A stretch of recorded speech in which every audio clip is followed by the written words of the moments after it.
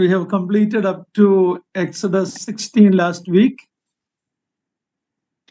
ಕಳೆದ ವಾರ ನಾವು ವಿಮೋಚನಕಾಂಡ ಪುಸ್ತಕದ 16ನೇ ಅಧ್ಯಾಯದವರೆಗೆ ನಮ್ಮ ಅಧ್ಯಯನವನ್ನು ಮುಗಿಸಿದ್ದೇವೆ. In our study of Exodus, the children of Israel have left the land of Egypt and are on a wilderness march.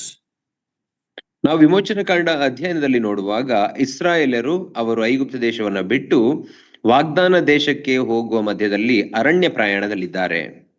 They are on their way now to Mount Sinai. ಈಗ ಸೀನಾಯಿ ಬೆಟ್ಟದ ಮಾರ್ಗದಲ್ಲಿದ್ದಾರೆ. Along the way, Israel had 7 experiences that are pictures of our Christian life. ಆ ಮಾರ್ಗದ ಉದ್ದಕ್ಕೂ ಇಸ್ರಾಯೇಲರು 7 ಅನುಭವಗಳನ್ನ ಅವರು ಅನುಭವಿಸುವುದನ್ನು ನಾವು ನೋಡುತ್ತೇವೆ. ಅದು ನಮ್ಮ ಕ್ರಿಸ್ತಿಯ ಜೀವಿತದ ಅನುಭವಗಳು ಸಹ ಆಗಿವೆ. Let's read 1 Corinthians 10:11. 1 ಕೊರಿಂಥದವರಿಗೆ ಬರೆದ ಪತ್ರಿಕೆ 10ನೇ ಅಧ್ಯಾಯ 11ನೇ ವಚನವನ್ನು ಓದಿಕೊಳ್ಳೋಣ. Somebody who can help. ಅವರಿಗೆ ಸಂಭವಿಸಿದ ಈ ಸಂಗತಿಗಳು ನಿರ್ದರ್ಶನ ರೂಪವಾಗಿವೆ. ಈ ಯುಗಾಂತ್ಯಕ್ಕೆ ಬಂದಿರುವವರಾದ ನಮಗೆ ಬುದ್ಧಿವಾದಗಳಾಗಿ ಬರೆಯುತ್ತವೆ. Whatever happened to Israel is for our learning and warning. ಇಸ್ರಾಯೇಲರಿಗೆ ಏನೇನು ಸಂಭವಿಸಿತೋ ಅದೆಲ್ಲವೂ ನಮ್ಮ ಕಲಿಯುವಿಕೆಗಾಗಿ ಮತ್ತು ನಮ್ಮ ಬುದ್ಧಿವಾದಕ್ಕಾಗಿ ಇದೆ. All Christians will do well to read and heed these lessons. ಎಲ್ಲಾ ಕ್ರೈಸ್ತರು ಸಹ ಈ ಒಂದು ಪಾಠಗಳನ್ನ ಸರಿಯಾಗಿ ಕೇಳಿಸಿಕೊಳ್ಳಬೇಕು ಮತ್ತು ಅವುಗಳನ್ನ ಕೈಕೊಂಡು ನಡೆಯಬೇಕು. These lessons are given to us in picture form. ಈ ಪಾಠಗಳು ನಮಗೆ ಒಂದು ದೃಶ್ಯ ರೂಪಕವಾಗಿ ಕೊಡಲ್ಪಟ್ಟಿವೆ. And their meanings are very clear when you compare with the New Testament. ಮತ್ತು ಅವುಗಳ ಅರ್ಥ ನಾವು ಹೊಸ ಒಡಂಬಡಿಕೆಗೆ ಹೋಲಿಸಿ ನೋಡುವಾಗ ನಮಗೆ ಸ್ಪಷ್ಟವಾಗಿ ಗೋಚರವಾಗುತ್ತವೆ. Chapter 17 verse 1 to 4. ಈಗ 18ನೇ ಅಧ್ಯಾಯ ವಿಮೋಚನಕಾಂಡ 1ರಿಂದ 4ನೇ ವಚನಗಳನ್ನು ಓದಿಕೊಳ್ಳೋಣ. 17ನೇ ಅಧ್ಯಾಯ ವಿಮೋಚನಕಾಂಡ 1ರಿಂದ 4ನೇ ವಚನ. ತರುವಾಯ ಇಸ್ರಾಯೇಲ್ಯರು ಸಮೂಹವೆಲ್ಲ ಯೆಹೋವನ ಅಪ್ಪಣೆಯ ಪ್ರಕಾರ ಸೀನ್ ಎಂಬ ಅರಣ್ಯದಿಂದ ಹೊರಟು ಮುಂದೆ ಪ್ರಯಾಣ ಮಾಡಿ ರೆಫೀದೀಮಿನಲ್ಲಿ ಇಳುಕೊಂಡರು. ಕುಡಿಯುವುದಕ್ಕೆ ನೀರಿಲ್ಲದ ಕಾರಣ ಜನರು ಮೋಶೆಯ ಸಂಗಡ ವಾದಿಸುತ್ತಾ ನಮಗೆ ಕುಡಿಯುವುದಕ್ಕೆ ನೀರು ದೊರಕಿಸಿಕೊಡಬೇಕು ಎಂದು ಹೇಳಿದಾಗ ಮೋಶೆ, ನೀವು ನನ್ನ ಸಂಗಡ ವಾದಿಸುವುದೇನು? ಯೆಹೋವನನ್ನು ಯಾಕೆ ಪರೀಕ್ಷಿಸುತ್ತೀರಿ ಎಂದು ಅವರಿಗೆ ಹೇಳಿದನು. ಅಲ್ಲಿ ಜನರು ನೀರಿಲ್ಲದ ಬಾಯಾರಿಕೆಯ ಸಂಕಟದಿಂದ ಮೋಶೆಯ ಮೇಲೆ ಗುಣುಕುಟ್ಟುತ್ತಾ, ನೀನು ನಮ್ಮನ್ನು ನಮ್ಮ ಮಕ್ಕಳನ್ನು ದನಗಳನ್ನು ಐಗುಪ್ತ ದೇಶದಿಂದ ಕರೆತಂದು ಈಗ ನೀರಿಲ್ಲದೆ ಸಾಯುವ ಹಾಗೆ ಮಾಡಿದ್ದೇಕೆ ಎಂದರು. ಆಗ ಮೋಶೆಯು ಯೆಹೋವನಿಗೆ ಮೊರೆಯಿಟ್ಟು, ಈ ಜನರಿಗೋಸ್ಕರ ನಾನೇನು ಮಾಡಲಿ? ಅವರು ನನ್ನನ್ನು ಕಲ್ಲೆಸೆದು ಕೊಲ್ಲುವ ಹಾಗಿದ್ದಾರಲ್ಲ ಅಂದನು. Once again Israel thirst and once again they murmur. ಮತ್ತೊಮ್ಮೆ ಇಸ್ರಾಯೇಲರು ಶಪಿಸಿದರು ಮತ್ತು ಅವರು ಮತ್ತೊಮ್ಮೆ ಗುಣುಗುಟ್ಟಿದರು. They are now quarreling with Moses. ಈಗ ಅವರು ಮೋಶೆಯೊಟ್ಟಿಗೆ ವಿವಾದ ಮಾಡುತ್ತಿದ್ದಾರೆ ಅಥವಾ ಜಗಳವಾಡುತ್ತಿದ್ದಾರೆ. And Moses is telling that they are about to stone me. ಮೋಶೆಯು ಹೇಳುತ್ತಿದ್ದಾನೆ, ಅವರು ನನ್ನನ್ನು ಕಲ್ಲೆಸೆದು ಕೊಲ್ಲುವ ಹಾಗಿದ್ದಾರೆ. So it is worse than the earlier murmuring. ಇದು ಅವರು ಈ ಹಿಂದೆ ಗುಣಗುಟ್ಟಿದ್ದಕ್ಕಿಂತಲೂ ಅದು ಕೆಟ್ಟದಾಗಿದೆ. When they have a need, what they do is they complain. ಅವರಿಗೆ ಅವಶ್ಯಕತೆ ಇದ್ದಾಗ ಅವರು ಏನ್ ಮಾಡ್ತಾರೆ? ದೂರು ಹೇಳ್ತಾರೆ. God graciously meets their need. ದೇವರು ಕೃಪೆಯಿಂದ ಅವರ ಅವಶ್ಯಕತೆಗಳನ್ನು ಪೂರೈಸುತ್ತಿದ್ದಾನೆ. Earlier God has fulfilled their need by giving manna. ಈ ಹಿಂದೆ ದೇವರು ಅವರು ಕೇಳಿಕೊಂಡಾಗ ಅವರ ಅವಶ್ಯಕತೆಗಳನ್ನ ಮನ್ನಾ ಕೊಡುವುದರ ಮೂಲಕ ಪೂರೈಸಿದನು. Even when they murmur and complain and they have unbelief, we read that 40 years God never stopped the manna. ಅವರು ದೂರುವವರಾಗಿ ಗುಣಗುಟ್ಟುವವರಾಗಿ ಇದ್ದರೂ ಸಹ ದೇವರು, ನಾವು ಈ ಹಿಂದೆ ನೋಡಿಕೊಂಡೆವು, 40 ವರ್ಷಗಳ ಕಾಲ ಅರಣ್ಯ ಪ್ರಯಾಣದಲ್ಲಿ ಅವರಿಗೆ ಮನ್ನವನ್ನು ಕೊಡುತ್ತಾ ಇದ್ದನು. What a gracious God is our God. ಎಂತಹ ಕೃಪೆಯುಳ್ಳ ದೇವರು ನಮ್ಮ ದೇವರು. In spite of our failures, God has not dealt with us according to our sins. ನಮ್ಮ ಸೋಲುವಿಕೆಯ ನಿಮಿತ್ತವು ದೇವರು ನಮ್ಮ ಪಾಪಗಳಿಗೆ ಸರಿಯಾಗಿ ನಮಗೆ ಶಿಕ್ಷಿಸಲಿಲ್ಲ. Now they have another need, and what they do, they cry out, complain, and find fault with Moses. ಈಗ ಅವರಿಗೆ ಇನ್ನೊಂದು ಅವಶ್ಯಕತೆ ಇದೆ. ಆವಾಗ ಏನು ಮಾಡುತ್ತಿದ್ದಾರೆ? ಅವರು ಮೋಶೆಯಲ್ಲಿ ಮತ್ತೊಮ್ಮೆ ತಪ್ಪನ್ನು ಹುಡುಕುವವರಾಗಿ ಮೋಶೆಯೊಟ್ಟಿಗೆ ಜಗಳವಾಡುತ್ತಿದ್ದಾರೆ. Many churches are in the same spiritual condition. ಅನೇಕ ಸಭೆಗಳು ಇಂತಹ ಆತ್ಮಿಕ ಪರಿಸ್ಥಿತಿಯಲ್ಲಿ ಇಂದು ಇವೆ. But they say, like Laodicean church, that we are in good condition. ಆದರೆ ಲವೋದಿಕೀಯ ಸಭೆಯವರು ಹೇಳುತ್ತಿದ್ದ ಹಾಗೆ ನಾವು ಒಳ್ಳೆಯ ಪರಿಸ್ಥಿತಿಯಲ್ಲಿದ್ದೇವೆ ಎಂಬುದಾಗಿ ಅವರು ಹೇಳುತ್ತಾರೆ. By the time we come to this stage, Moses is probably ready to turn his job over to somebody else or give up. ಈ ಒಂದು ಹಂತಕ್ಕೆ ಬರುವಷ್ಟರೊಳಗೆ ಮೋಶೆ ಈಗ ಆತನು ತನ್ನ ಕೆಲಸವನ್ನ ಬೇರೊಬ್ಬರಿಗೆ ಒಪ್ಪಿಸಿಕೊಡುವಂತಹ ಹಂತದಲ್ಲಿದ್ದಾನೆ. Because he been hearing this complaint from the same people that he is leading. ಯಾಕಂದರೆ ಈ ದೂರುಗಳನ್ನ ತಾನು ನಡೆಸಿಕೊಂಡು ಬರುತ್ತಿರುವಂತಹ ಈ ಜನರಿಂದ ಆತನು ಪುನಃ ಕೇಳುತ್ತಾ ಇದ್ದಾನೆ. Okay, read verse 5. ಈಗ 5ನೇ ವಚನವನ್ನು ಓದ್ರಿ. ಅದಕ್ಕೆ ಯೆಹೋವನು, ನೀನು ನೈಲ್ ನದಿಯನ್ನು ಒಡೆದ ಕೋಲನ್ನು ಕೈಯಲ್ಲಿ ಹಿಡಿದುಕೊಂಡು ಇಸ್ರಾಯೇಲರ ಹಿರಿಯರಲ್ಲಿ ಕೆಲವರನ್ನು ಕರಕೊಂಡು ಜನರ ಮುಂದೆ ಹೊರಟನು. ನಾನು ತೋರಿಸುವ ಸ್ಥಳಕ್ಕೆ ಹೋಗು. This is the rod given to Moses when he went back to Egypt. ಇದು ದೇವರು ಮೋಶೆ ಐಗುಪ್ತ ದೇಶಕ್ಕೆ ಹೋಗುವಾಗ ಕೊಟ್ಟಂತಹ ಕೋಲಾಗಿದೆ. It was to be a badge and seal of authority and the power God has given to Moses. ಅದು ದೇವರು ಮೋಶೆಗೆ ಕೊಟ್ಟಿರುವಂತಹ ಅಧಿಕಾರದ ಸೂಚನೆ ಮತ್ತು ಎದೆಯ ಪಟ್ಟಿಯ ರೀತಿಯಲ್ಲಿ ಅದು ಇತ್ತು. When God appointed godly leaders are in the church, complaining and murmuring and rebelling against them, that is, I'm telling, if they are God appointed people, okay, if it is, it's a major offense. ಒಂದು ವೇಳೆ ದೇವರಿಂದ ಸಭೆಯಲ್ಲಿ ನೇಮಿಸಲ್ಪಟ್ಟಂತಹ ಹಿರಿಯರಿಗೆ ನಾವು ತಿರುಗಿ ಬೀಳುವುದಾದರೆ, ನಾನು ಹೇಳುತ್ತಿರುವುದು ದೇವರಿಂದಲೇ ನೇಮಿಸಲ್ಪಟ್ಟಂತಹ ಹಿರಿಯರು ನಾಯಕರ ವಿಷಯದಲ್ಲಿ ಅವರಿಗೆ ನಾವು ತಿರುಗಿ ಬೀಳುವುದು, ಅವರ ಮಾತಿಗೆ ಅವಿಧೇಯರಾಗುವುದಾದರೆ ದೇವರಿಂದ ನಾವು ಶಿಕ್ಷೆಯನ್ನು ಹೊಂದುತ್ತೇವೆ. Verse 6 and 7. 6 ಮತ್ತು 7ನೇ ವಚನ.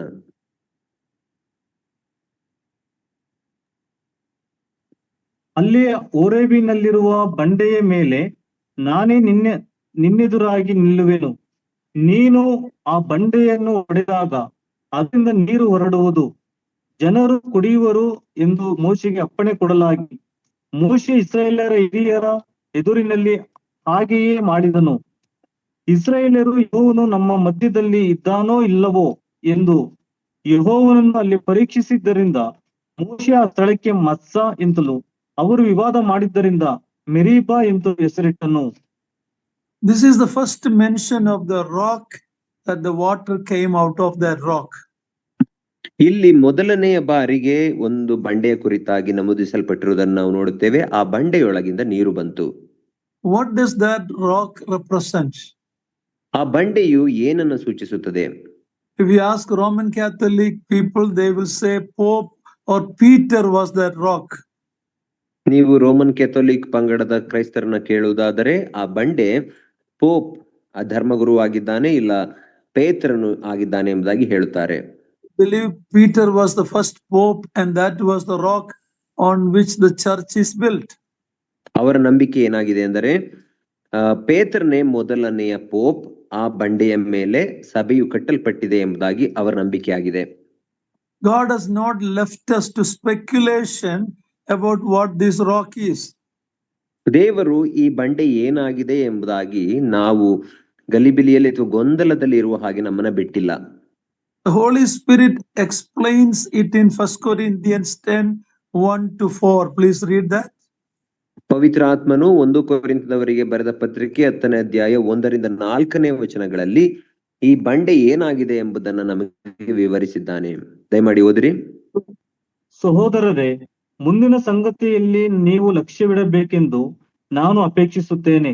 ಅದೇನೆಂದರೆ, ನಮ್ಮ ಪಿತೃಗಳೆಲ್ಲರೂ ಮೇಘ ನೆರಳಿನಲ್ಲಿದ್ದರು, ಅವರೆಲ್ಲರೂ ಸಮುದ್ರವನ್ನು ದಾಟಿ ಹೋದರು, ಅವರೆಲ್ಲರೂ ಮೋಶೆ ಶಿಷ್ಯರಾಗುವುದಕ್ಕಾಗಿ ಮೇಘದಲ್ಲಿಯೂ ದಲ್ಲಿಯೂ ದೀಕ್ಷಾ ಸ್ನಾನವನ್ನು ಹೊಂದಿದರು. ಅವರೆಲ್ಲರೂ ದೈವಿಕವಾದ ಒಂದೇ ಆಹಾರವನ್ನು ತಿಂದರು.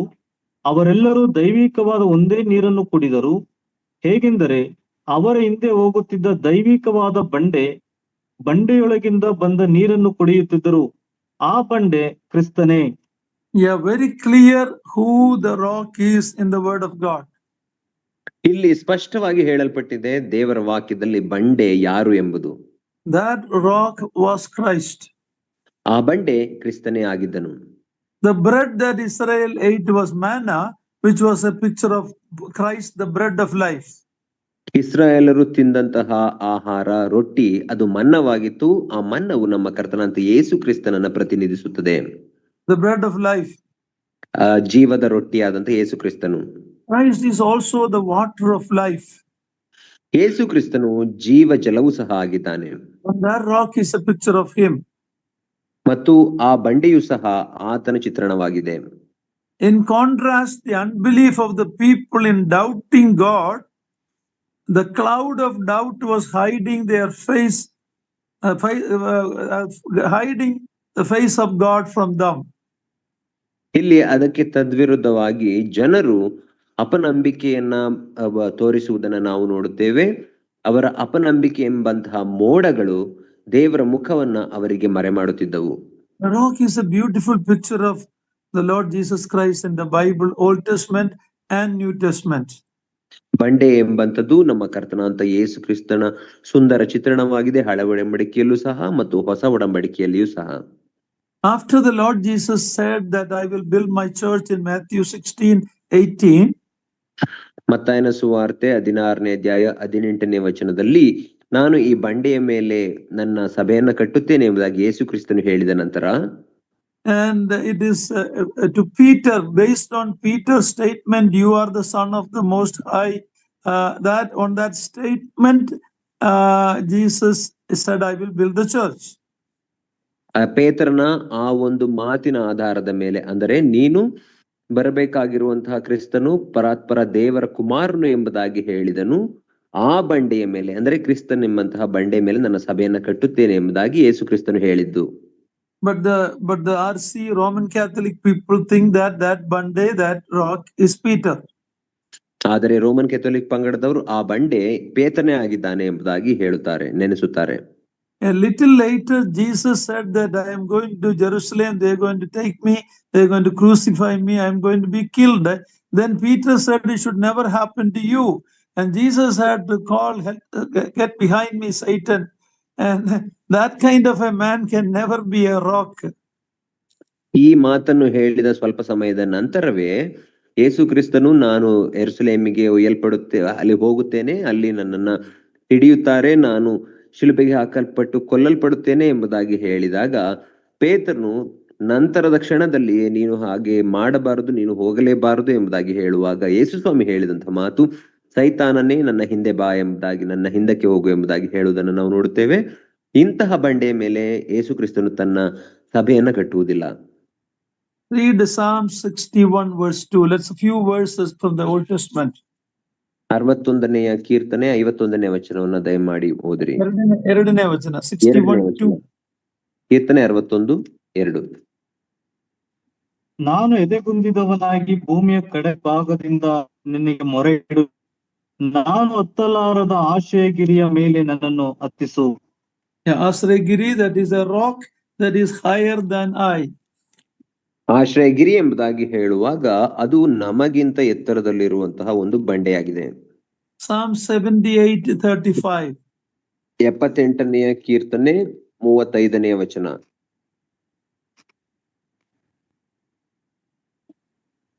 ದೇವರು ತಮ್ಮ ಶರಣನು ಪರಾತ್ಪರನು ತಮ್ಮ ವಿಮೋಚಕನೂ ಆಗಿದ್ದಾನೆ ಎಂಬುದನ್ನು ನೆನಪಿಗೆ ತಂದುಕೊಳ್ಳುವರು. 35. There also the mention of the rock is there in English. English ಭಾಷೆಯಲ್ಲಿ ಈ ವಚನದಲ್ಲಿ ಅಲ್ಲಿ ಬಂಡೆ ಎಂಬಂತಹ ಪದ ಉಪಯೋಗಿಸಲ್ಪಟ್ಟಿದೆ. When you come to the New Testament, ask Peter himself, who is this rock? ನೀವು ಹೊಸ ಒಡಂಬಡಿಕೆ ಬರುವಾಗ ನಾವು ಪೇತ್ರನನ್ನೇ ಕೇಳುವುದಾದರೆ ಯಾರು ಈ ಬಂಡೆ ಆಗಿದ್ದಾನೆ ಎಂಬುದಾಗಿ ಆತನೇ ಹೇಳುತ್ತಾನೆ. Some people think Peter is the rock, but let us ask Peter himself.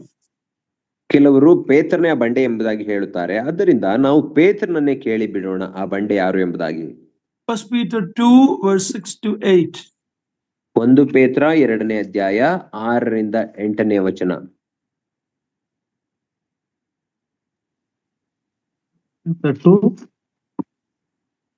ಆರರಿಂದ 8.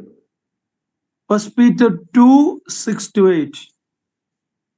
ಇಗೋ, ಚೀಯೋನಿನಲ್ಲಿ ಮೂಲೆಗಳನ್ನು ಇಡುತ್ತೇನೆ, ಅದು ಆಯಲ್ಪಟ್ಟದ್ದು, ಮಾನ್ಯವಾದದ್ದು, ಅದರ ಮೇಲೆ ನಂಬಿಕೆ ಇಡುವವನು ಆಶಾಭಂಗ ಪಡುವುದೇ ಇಲ್ಲ ಎಂದು ಶಾಸ್ತ್ರದಲ್ಲಿ ಬರೆದದೆ.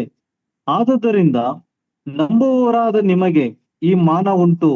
ನಂಬದೇ ಇರುವವರಿಗೂ ಮನೆ ಕಟ್ಟುವವರು ಬೇಡವೆಂದು ಬಿಟ್ಟ ಕಲ್ಲೇ ಮುಖ್ಯವಾದ ಮೂಲೆಗಲ್ಲಾಯಿತು ಎಂತಲೂ, ಅದು ಎಡವುವ ಕಲ್ಲು, ಮುಗ್ಗರಿಸುವ ಬಂಡೆ ಎಂತಲೂ ಬರೆದಿರುವ ಮಾತು ಸರಿ ಬೀಳುತ್ತದೆ. ಅವರು ದೇವರ ವಾಕ್ಯವನ್ನು ನಂಬಲೊಲ್ಲದೆ ಇರುವುದರಿಂದ ಆ ಕಲ್ಲನ್ನು ಎಡವಿ ಬೀಳುತ್ತಾರೆ. ಅದಕ್ಕಾಗಿಯೇ ಅವರು ನೇಮಕವಾದವರು. So some places it is called the rock, some places it is called the stone. ಕೆಲವು ಸ್ಥಳಗಳಲ್ಲಿ ಬಂಡೆ ಎಂಬುದಾಗಿ ಉಪಯೋಗಿಸಲ್ಪಟ್ಟಿದೆ, ಇನ್ನು ಕೆಲವು ಸ್ಥಳಗಳಲ್ಲಿ ಕಲ್ಲು ಎಂಬುದಾಗಿ ಕರೆಯಲ್ಪಟ್ಟಿದೆ. So Peter has no doubt who is that rock, Lord Jesus Christ. ಪೇತ್ರನಿಗೆ ಆದ್ದರಿಂದ ಯಾವುದೇ ಗೊಂದಲವಿಲ್ಲ, ಆ ಬಂಡೆ ಯಾರು ಎಂಬುದಾಗಿ. ಅದು ಬೇರೆ ಯಾರು ಅಲ್ಲ, ನಮ್ಮ ಕರ್ತನಾದ ಯೇಸು ಕ್ರಿಸ್ತನೇ. Let us ask Apostle Paul who is the rock. 1 Corinthians 3:11, the rock or the stone. 1 Corinthians 3:11. ಪೌಲನನ್ನ ನಾವು ಕೇಳೋಣ, ಅಪೊಸ್ತಲನಾದ ಪೌಲನನ್ನ ಆ ಬಂಡೆ ಯಾರು ಎಂಬುದಾಗಿ. 1 ಕೊರಿಂಥದವರಿಗೆ ಬರೆದ ಪತ್ರಿಕೆ 3ನೇ ಅಧ್ಯಾಯ 11ನೇ ವಚನ.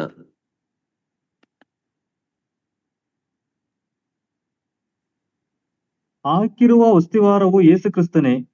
ಆ ಅಸ್ತಿವಾರವನ್ನಲ್ಲದೆ ಮತ್ತೊಂದು ಅಸ್ತಿವಾರವನ್ನು ಯಾರು ಹಾಕಲಾರರಷ್ಟೇ. So it is the foundation stone. ಆದ್ರೆ ಅಸ್ತಿವಾರದ ಕಲ್ಲು. It is on whom we rest, on whom the church is built. ಆತನ ಮೇಲೆಯೇ ನಾವು ವಿಶ್ರಾಂತಿಯನ್ನು ಹೊಂದುತ್ತೇವೆ, ಆತನ ಮೇಲೆಯೇ ಸಭೆಯು ಕಟ್ಟಲ್ಪಟ್ಟಿದೆ. See, when you think about a rock, you don't go to a rock to get water. ನೀವು ಬಂಡೆ ಕುರಿತಾಗಿ ಯೋಚಿಸುವುದಾದರೆ ನಾವು ನೀರನ್ನು ಕುಡಿಯಬೇಕಾದ್ರೆ ಬಂಡೆಯ ಬಳಿಗೆ ಹೋಗುವುದಿಲ್ಲ. See, Jesus Christ is the rock. ಯೇಸು ಕ್ರಿಸ್ತನೇ ಬಂಡೆ ಆಗಿದ್ದಾನೆ. But his life in this earth when he was here, his perfect life can never save us. ಆತನು ಈ ಲೋಕದಲ್ಲಿ ಇದ್ದಾಗ ಜೀವಿಸಿದಂತಹ ಆ ಜೀವಿತ ಅದು ಪರಿಪೂರ್ಣವಾದಂತಹ ಜೀವಿತವಾಗಿ, ಪರಿಶುದ್ಧತೆ ಜೀವಿತ. ಆ ಜೀವಿತದ ಮೂಲಕ ನಾವು ರಕ್ಷಣೆ ಹೊಂದಲು ಸಾಧ್ಯವಿಲ್ಲ. That life can only condemn you and me because we fall short of that standard. ಆತನ ಆ ಪರಿಪೂರ್ಣ ಜೀವಿತ ನಮ್ಮನ್ನ ದೋಷಿಗಳು ಎಂಬುದಾಗಿ ನಿರ್ಣಯಿಸುತ್ತದೆ. ಯಾಕಂದರೆ ಆತನ ಜೀವಿತಕ್ಕೆ ಸರಿಸಮಾನವಾದ ಜೀವಿತವನ್ನು ನಾವು ಜೀವಿಸೇ ಇಲ್ಲ. It cannot, his perfect life on the earth, his model life, his example cannot save us. ಆತನ ಪರಿಪೂರ್ಣ ಜೀವಿತ, ಆತನ ಮಾದರಿಯ ಜೀವಿತ ಈ ಭೂಮಿಯ ಮೇಲೆ ಅದು ನಮ್ಮನ್ನ ರಕ್ಷಿಸಲಾರದು. His teachings like the Sermon on the Mount and all, many people like it, but that can maybe polish your life a little bit, but it can never save you. ಇನ್ನು ಕೆಲವರು ಹೇಳುವ ಪ್ರಕಾರ ಯೇಸು ಕ್ರಿಸ್ತನು ಮಾಡಿದಂತಹ ಆ ಪರ್ವತ ಪ್ರಸಂಗದ ಮೂಲಕ ನಾವು ರಕ್ಷಣೆಯನ್ನು ಹೊಂದುತ್ತೇವೆ ಎಂಬುದಾಗಿ ಕೆಲವರು ನಂಬುತ್ತಾರೆ. ಆ ರೀತಿ ರಕ್ಷಣೆ ಆಗುವುದಿಲ್ಲ. ಯಾಕಂದ್ರೆ ಆ ಪರ್ವತ ಪ್ರಸಂಗದ ಮೂಲಕ ನಮ್ಮ ಜೀವಿತವನ್ನು ನಾವು ಸರಿಪಡಿಸಿಕೊಳ್ಳಬಹುದಷ್ಟೇ. ಸ್ವಲ್ಪ it may give some benefit, love your neighbor, all that. It can polish your life little bit, but it can never save you. ನಾವು ಅದರಲ್ಲಿ ನೋಡುವ ಹಾಗೆ ನಿನ್ನ ನೆರೆಯವನನ್ನು ನಿನ್ನಂತೆಯೇ ಪ್ರೀತಿಸು ಎಂಬಂತ ಇನ್ನೂ ಅನೇಕ ಒಳ್ಳೆಯ ಮಾತುಗಳು ಅದು ನಮ್ಮ ಜೀವಿತವನ್ನ ಸ್ವಲ್ಪ ನುಣುಪಾಗಿ ಮಾಡಬಹುದು ಅಥವಾ ಹೊಳೆಯುವ ಹಾಗೆ ಮಾಡಬಹುದು. ಆದರೆ ಅದರ ಮೂಲಕ ನಾವು ರಕ್ಷಣೆ ಹೊಂದಲಾರೆವು. Then how can the rock save you? ಹಾಗಾದರೆ ಆ ಬಂಡೆಯು, ಕ್ರಿಸ್ತನೆಂಬ ಬಂಡೆಯು ನಮ್ಮನ್ನು ಹೇಗೆ ರಕ್ಷಿಸುತ್ತಾನೆ? Just be smitten. ಆ ಬಂಡೆಯು ಒಡೆಯಲ್ಪಡಬೇಕು. Matthew 21:44, please read it. ಮತ್ತಾಯನ ಸುವಾರ್ತೆ 21ನೇ ಅಧ್ಯಾಯ 44ನೇ ವಚನ ದಯಮಾಡಿ ಓದಿರಿ.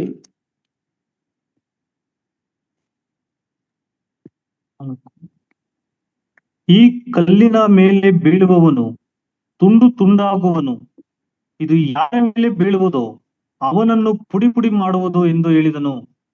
Do you understand what this verse means? ಈ ವಚನ ಭಾಗದ ಅರ್ಥ ಏನು ಎಂಬುದಾಗಿ ನಿಮಗೆ ಗೊತ್ತಾಯ್ತಾ?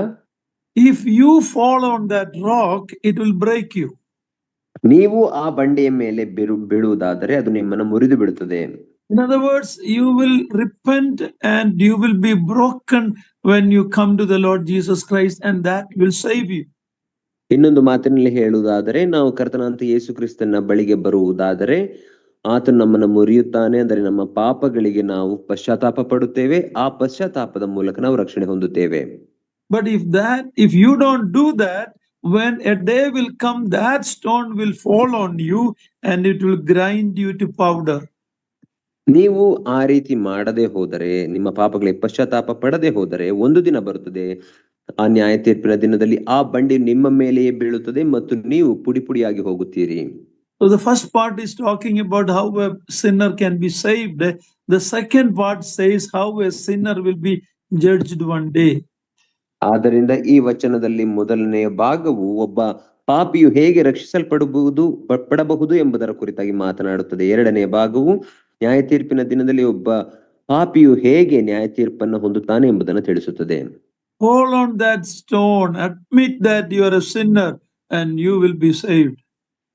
ಆ ಬಂಡೆಯ ಮೇಲೆ ನೀವೇ ಬೀಳಿರಿ, ನೀವು ಪಾಪಿಗಳು ಎಂಬುದನ್ನ ಅರಿಕೆ ಮಾಡಿಕೊಳ್ಳಿರಿ, ಆಗ ನಿಮಗೆ ರಕ್ಷಣೆ ಆಗುತ್ತದೆ. Only when the rock is smitten did it bring forth life-giving water. ಆ ಕ್ರಿಸ್ತನೆಂಬಂತಹ ಬಂಡೆಯು ಆತನು ಸೀಳಲ್ಪಟ್ಟಾಗ ಮಾತ್ರ ಆ ಜೀವ ಜಲವು ಅದರಿಂದ ಹೊರಟು ಬಂತು. Jesus was crucified, and nothing short of believing that he died in your and my place and bore our sins on the cross, only that will save us. He was smitten at Calvary. ಯೇಸು ಕ್ರಿಸ್ತನು ಶಿಲುಬೆಯ ಮೇಲೆ ಆತನು ಕೊಲ್ಲಲ್ಪಟ್ಟನು, ಆತನ ಮರಣದ ಮೂಲಕ ನನ್ನ ಪಾಪಗಳು ಕ್ಷಮಿಸಲ್ಪಟ್ಟವು, ಅದರಿಂದ ನನಗೆ ಬಿಡುಗಡೆಯಾಯಿತು. ಆ ಕಲ್ವಾರಿ ಕ್ರೂಜಿಯ ಆತನ ಮರಣದಿಂದಲೇ ನನಗೆ ಬಿಡುಗಡೆ ಆಯಿತು ಎಂಬುದಾಗಿ ನೀನು ನಂಬಿ ನಿನ್ನ ಪಾಪಗಳಿಗೆ ಪಶ್ಚಾತ್ತಾಪ ಪಡುವಾಗ ಮಾತ್ರ ನಿನಗೆ ರಕ್ಷಣೆ ಆಗುತ್ತದೆ. So the smitten rock is a picture of the death of Jesus Christ. ಆದ್ದರಿಂದ ಈ ಒಡೆಯಲ್ಪಟ್ಟಂತಹ ಬಂಡೆಯು ಅದು ಶಿಲುಬೆಯ ಮೇಲೆ ನಮ್ಮ ಕರ್ತನಾದ ಯೇಸು ಕ್ರಿಸ್ತನ ಮರಣವನ್ನು ನಮಗೆ ನೆನಪಿಸುತ್ತದೆ. In this place in Exodus 17, that rock was smitten once. ಇಲ್ಲಿ ಆ ವಿಮೋಚನ ಕಂಡ 17ನೇ ಅಧ್ಯಾಯದಲ್ಲಿ ಆ ಬಂಡೆಯು ಒಂದು ಬಾರಿ ಒಡೆಯಲ್ಪಟ್ಟಿತು. But later when we go to the book of Numbers, ಆದರೆ ನಂತರ ನಾವು ಅರಣ್ಯಕಾಂಡ ಪುಸ್ತಕಕ್ಕೆ ಮುಂದರಿದು ಹೋಗುವಾಗ the children of Israel again had a problem of not having water and they complained. ಮತ್ತೆ ಇಸ್ರಾಯೇಲರಿಗೆ ನೀರಿನ ಸಮಸ್ಯೆ ಬಂತು ಮತ್ತು ಅವರು ಪುನಃ ಗುಣಗುಟ್ಟಿದರು.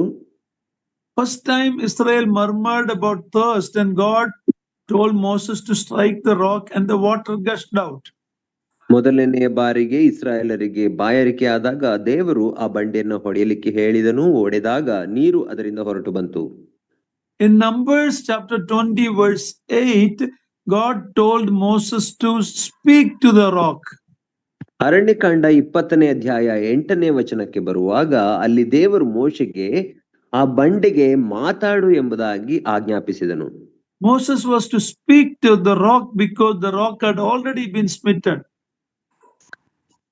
ಮೋಶೆಯು ಆ ಬಂಡೆಯೊಟ್ಟಿಗೆ ಮಾತನಾಡಬೇಕಾಗಿತ್ತು, ಯಾಕಂದ್ರೆ ಅದು ಈಗಾಗಲೇ ಹೊಡೆಯಲ್ಪಟ್ಟಿತ್ತು. But we know what happened. Moses in his anger smite the rock twice. Yes, by God's grace the water came out, but God was not pleased with that. ಆದರೆ ನಾವು ನೋಡುತ್ತೇವೆ, ಮೋಶೆಯು ಇಸ್ರಾಯೇಲರ ಮೇಲೆ ಅತಿಯಾಗಿ ಕೋಪಗೊಂಡಿದ್ದರಿಂದ ಆತನು ಆ ಬಂಡೆಯನ್ನ 2ನೇ ಬಾರಿಗೆ ಹೊಡೆದನು. ದೇವರ ಮಹಾಕರುಣೆಯಿಂದ ಅದರೊಳಗೆ ನೀರು ಬಂತು, ಹೌದು, ಆದರೆ ಆ ಬಂಡೆಯು ಒಂದೇ ಬಾರಿ ಒಡೆಯಲ್ಪಡಬೇಕಾಗಿತ್ತು. It is not because he smitten it twice. That was not the issue. ಆತನು 2ನೇ ಬಾರಿ ಅದನ್ನ ಹೊಡೆದದ್ದು ಅದು ಸಂಗತಿಯಲ್ಲ ಅಥವಾ ವಿಷಯವಲ್ಲ. ಎರಡು ಸಾರಿ he smote it twice. That was not the problem. ಆತನು 2 ಸಾರಿ ಹೊಡೆದದ್ದು ಸಮಸ್ಯೆ ಅಲ್ಲ. He was not at all supposed to smite it because it was already smitten in Exodus 17. ಆತನು ಅದನ್ನ ಮುಟ್ಟಲೇಬಾರದಿತ್ತು, ಒಡೆಯಲೇಬಾರದಿತ್ತು. ಯಾಕಂದ್ರೆ ವಿಮೋಚನಾ ಕಾಂಡ 17ನೇ ಅಧ್ಯಾಯದಲ್ಲಿ ಅದು ಈಗಾಗಲೇ ಒಡೆಯಲ್ಪಟ್ಟಂತಹ ಬಂಡೆ ಆಗಿತ್ತು. Lord told him to speak to the rock. ದೇವರು ಅರಣ್ಯಕಾಂಡದಲ್ಲಿ 20ನೇ ಅಧ್ಯಾಯ 8ನೇ ವಚನದಲ್ಲಿ ಆ ಬಂಡೆಯೊಟ್ಟಿಗೆ ಮಾತನಾಡಲಿಕ್ಕೆ ಮಾತ್ರ ಹೇಳಿದನು. Jesus Christ was crucified 2000 years ago, and when on the cross he finally said, "It is finished." John chapter 19 verse 30. ನಮ್ಮ ಕರ್ತನಾದಂತ ಯೇಸು ಕ್ರಿಸ್ತನು 2000 ವರ್ಷಗಳ ಹಿಂದೆ ಆತನು ಶಿಲುಬೆಯ ಮೇಲೆ ಒಡೆಯಲ್ಪಟ್ಟನು. ಯೋಹನ್ನ ಸುವಾರ್ತೆ 19ನೇ ಅಧ್ಯಾಯ 30ನೇ ವಚನದಲ್ಲಿ ನಾವು ನೋಡುತ್ತೇವೆ, ಎಲ್ಲಾ ತೀರಿತು ಎಂಬುದಾಗಿ ಆತನು ಹೇಳಿದನು. It was indeed finished. The work of salvation was finished. Christ was crucified once. ಅದು ನಿಜವಾಗಿಯೂ ಹೇಳುವುದಾದರೆ ರಕ್ಷಣೆಯ ಕಾರ್ಯವು ಅದು ಮುಗಿಯಿತು. ಯಾಕಂದ್ರೆ ನಮ್ಮ ಕರ್ತನಾದಂತ ಯೇಸು ಕ್ರಿಸ್ತನು ಅದನ್ನ ಶಿಲುಬೆಯ ಮೇಲೆ ಒಂದು ಬಾರಿ ಒಡೆಯಲ್ಪಟ್ಟವನಾಗಿ ಆತನು ಅದನ್ನ ಮುಗಿಸಿದನು, ತೀರಿಸಿದನು. You don't have to crucify Jesus Christ again. ನೀವು ಆ ಯೇಸು ಕ್ರಿಸ್ತನನ್ನ ಪುನಃ ಶಿಲುಬೆಗೆ ಹಾಕುವ ಅವಶ್ಯಕತೆ ಇಲ್ಲ. In the Roman Catholic people, when they do the mass, they believe that the bread and the wine become literally the body and blood of Jesus Christ. It's called transubstantiation. ಈ Roman Catholic ಪಂಗಡದವರು ಅವರು ಸಭೆಯಾಗಿ ಕೂಡುವಾಗ ಅವರು ರೊಟ್ಟಿ ಮುರಿಯಲಿಕ್ಕೆ ಕೂಡಿ ಬರುವಾಗ ಅವರು ನಂಬುತ್ತಾರೆ ಏನೆಂದರೆ ಅವರ ಕೈಯಲ್ಲಿರುವಂತಹ ಆ ರೊಟ್ಟಿ ನಿಜವಾಗಿಯೂ ಕ್ರಿಸ್ತನ ದೇಹವಾಗಿ ಮಾರ್ಪಡುತ್ತದೆ ಮತ್ತು ಆ ಪಾತ್ರೆಯಲ್ಲಿರುವಂತಹ ದ್ರಾಕ್ಷರಸವು ಕ್ರಿಸ್ತನ ರಕ್ತವಾಗಿ ಮಾರ್ಪಡುತ್ತದೆ ಎಂಬುದಾಗಿ ಅವರು ನಂಬುತ್ತಾರೆ. It's called transubstantiation. ಅದರ ಅರ್ಥ ಬದಲು ಕೊಡುವಂತದ್ದು ಅಥವಾ ಆ ವಸ್ತು ಏನಾಗುತ್ತೆ, ಲಿಟರಲಿ ಚೇಂಜ್ ಆಗುತ್ತೆ. When the priest pray, the bread, the wafer become body and the wine become Jesus' literal blood. ಆ ಪಾದ್ರಿಯು ಆ ರೊಟ್ಟಿ ಮತ್ತು ದ್ರಾಕ್ಷಾರಸವನ್ನು ಕೈಯಲ್ಲಿ ಹಿಡಿದುಕೊಂಡು ಪ್ರಾರ್ಥನೆ ಮಾಡುವಾಗ ಅದು ನಿಜವಾಗಿಯೂ ರೊಟ್ಟಿ ಕ್ರಿಸ್ತನ ದೇಹವಾಗಿ ಮಾರ್ಪಡುತ್ತದೆ, ಆ ದ್ರಾಕ್ಷಾರಸವು ಯೇಸು ಕ್ರಿಸ್ತನ ನಿಜವಾದ ರಕ್ತವಾಗಿ ಮಾರ್ಪಡುತ್ತದೆ ಎಂಬುದಾಗಿ ಅವರು ನಂಬುತ್ತಾರೆ. There's an abomination to God to crucify Christ again. In Hebrews, we read that he was crucified once. He suffered. He made himself a sacrifice once for all. ಆದ್ದರಿಂದ ಯೇಸು ಕ್ರಿಸ್ತನನ್ನ ಪುನಃ ಶಿಲುಬೆಗೆ ಏರಿಸುವಂಥದ್ದು ಅದು ದೇವರ ದೃಷ್ಟಿಯಲ್ಲಿ ದೊಡ್ಡ ಪಾಪವಾಗಿದೆ. ನಾವು ಇಬ್ರಿಯರ ಪತ್ರಿಕೆಯಲ್ಲಿ ನೋಡುವ ಹಾಗೆ ಯೇಸು ಕ್ರಿಸ್ತನು ಒಂದೇ ಸಾರಿ ಶಿಲುಬೆ ಮೇಲೆ ಕೊಲ್ಲಲ್ಪಟ್ಟನು, ಪ್ರಾಣವನ್ನ ಕೊಟ್ಟನು, ಆತನು ನಮ್ಮ ಪಾಪಗಳಿಗಾಗಿ ಪ್ರಾಯಶ್ಚಿತ್ತವನ್ನ ಮಾಡಿ ಮುಗಿಸಿದನು. God is satisfied with, the Father is satisfied with what Jesus did for you and me on the cross one time. ಒಂದೇ ಸಾರಿ ನಮ್ಮ ಕರ್ತನಾದಂತ ಯೇಸು ಕ್ರಿಸ್ತನು ಶಿಲುಬೆ ಮೇಲೆ ನನಗಾಗಿ ನಿಮಗಾಗಿ ಮಾಡಿ ಮುಗಿಸಿದಂತಹ ಆ ಕಾರ್ಯದಿಂದ ತಂದೆಯಾದ ದೇವರು ಸಮಾಧಾನ ಹೊಂದಿದ್ದಾನೆ. Or he is ಮೆಚ್ಚಿದ್ದಾನೆ, he is satisfied.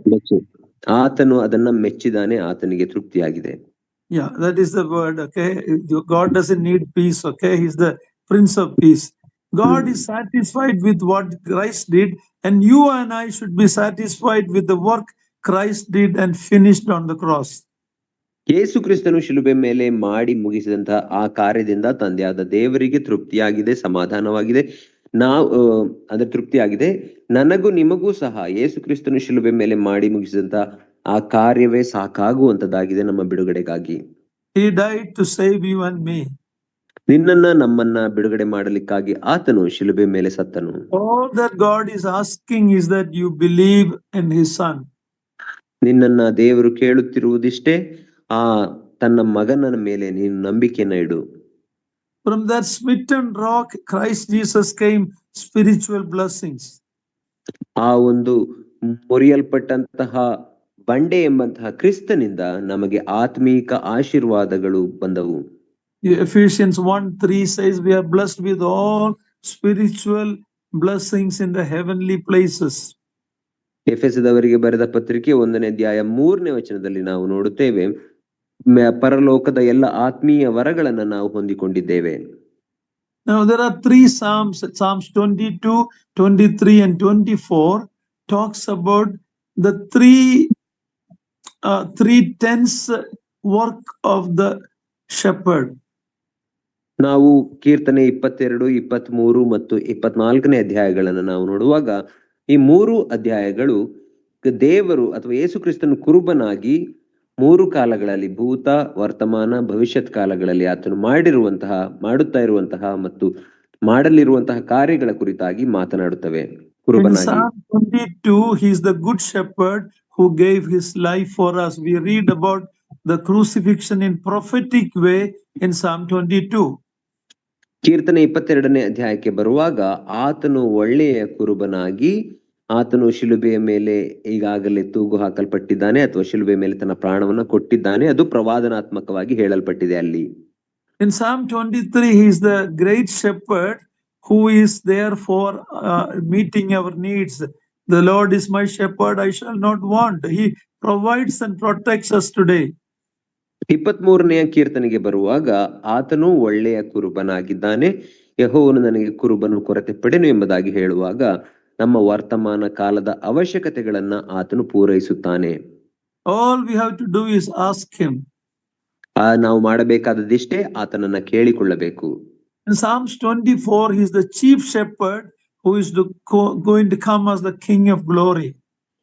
ನಾವು 24ನೆಯ ಕೀರ್ತನೆಗೆ ಬರುವಾಗ ಆತನೇ ಮುಖ್ಯ ಕುರುಬನಾಗಿದ್ದಾನೆ.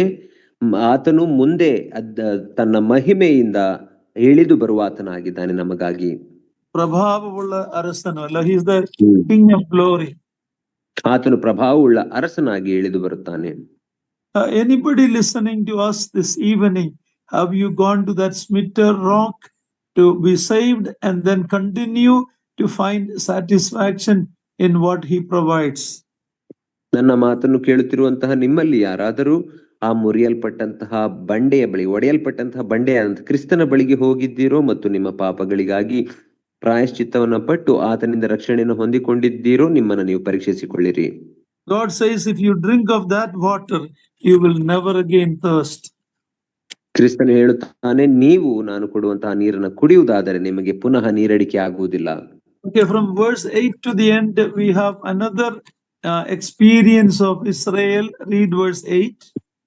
ನಾವು 8ರಿಂದ ಆ ಕಡೆಯ ವಚನಗಳವರೆಗೆ ಹೋಗುವಾಗ ಇಸ್ರಾಯೇಲರ ಇನ್ನೊಂದು ಅನುಭವದ ಕುರಿತಾಗಿ ಅಲ್ಲಿ ಓದುತ್ತೇವೆ. ದಯಮಾಡಿ ಓದಿರಿ 8ನೇ ವಚನ. ಆಗ ಅಮಾಲೇಕ್ಯರು ರೆಫೀದೀಮಿನಲ್ಲಿ ಇಸ್ರಾಯೇಲ್ಯರ ಮೇಲೆ ಯುದ್ಧ ಮಾಡುವುದಕ್ಕೆ ಬರಲು. During their wilderness march, the Israelites ran into the Amalekites, who represent the flesh in scripture. ಅವರ ಅರಣ್ಯ ಪ್ರಯಾಣದ ಮಧ್ಯದಲ್ಲಿ ಇಸ್ರಾಯೇಲರು ಅಮಾಲೇಕ್ಯರನ್ನ ಎದುರಿಸಬೇಕಾಗುತ್ತದೆ, ಸಂಧಿಸುತ್ತಾರೆ. ಅಮಾಲೇಕ್ಯರು ಅದು ನಮ್ಮ ಶಾರೀರಿಕ ಇಚ್ಛೆಗಳಿಗೆ ಅವರು ಸಮಾನವಾಗಿದ್ದಾರೆ. This experience is yet another lesson that we Christians will do well to learn. ಈ ಒಂದು ಇಸ್ರಾಯೇಲರ ಅನುಭವ ನಮ್ಮ ಕ್ರಿಸ್ತಿಯ ಜೀವಿತದಲ್ಲಿಯೂ ಸಹ ಕ್ರೈಸ್ತರಂತ ನಾವು ಕಲಿಯಬೇಕಾದಂತ ಒಂದು ಪಾಠವಾಗಿದೆ. Who are the Amalek?